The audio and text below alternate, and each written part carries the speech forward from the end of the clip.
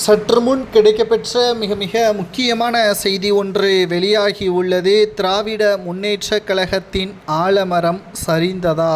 ஏனென்றால் திராவிட முன்னேற்றக் கழகத்தின் ஆட்சி 9 மாதங்கள் தான் இருக்கிறது.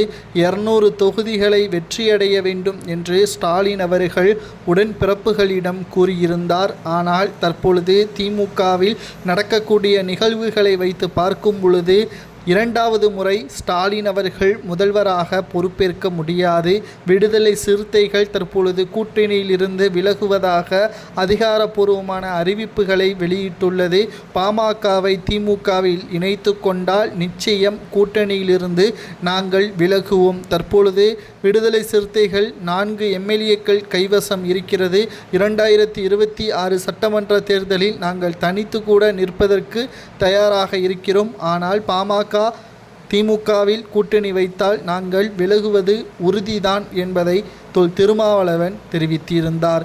அது மட்டுமல்ல, திமுகவின் மூத்த அமைச்சர்கள் செய்த சேட்டைகளின் காரணமாக மக்கள் கடும் கோபத்திற்கு உள்ளாகி இருக்கிறார்கள். அமைச்சர்கள் மீது வழக்கு பதிவுகளும் விசாரணை தொடர்ச்சியாக நடத்தப்பட்டு வருகிறது.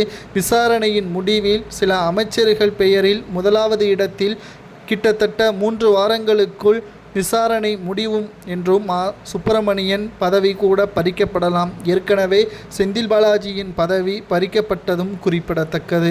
அதனைத் தொடர்ந்து திராவிட முன்னேற்றக் கழகத்தின் ஆட்சியை கலைப்பதற்கான ஏற்பாடுகளும் செய்யப்பட்டு வருகிறது. இதற்காகத்தான் செந்தில் பாலாஜி அவர்கள் வாக்குமூலம் கொடுக்காமல் இருந்தார். ஆனால் செந்தில் பாலாஜியை போல் பல அமைச்சர்கள் வருமானத்திற்கு அதிகமாக சொத்துக்களை சேர்த்தது, மேலும் சட்டவிரோத பண பரிவர்த்தனை அனைத்தையும் செய்ததன் காரணமாக இரண்டாவது முறை திமுக ஆட்சி என்பது நிச்சயம் நடக்காது. உடன்பிறப்புகளுடன் கடைசியாக ஸ்டாலின் அவர்கள் இன்று பேசியுள்ளார். எப்படியாவது இரண்டாவது முறை நான் முதல்வராக பொறுப்பேற்க வேண்டும், மக்களிடம் என்ன சொல்வீர்களோ எனக்கு தெரியாது என்று கூறியிருக்கிறார். மேலும் இரண்டாவது முறை ஸ்டாலின் அவர்கள் முதல்வராக பொறுப்பேற்கவில்லை என்றால் நிச்சயம் அடுத்த 10 ஆண்டுகள் திமுக அரியணை ஏறுவது கடினம்.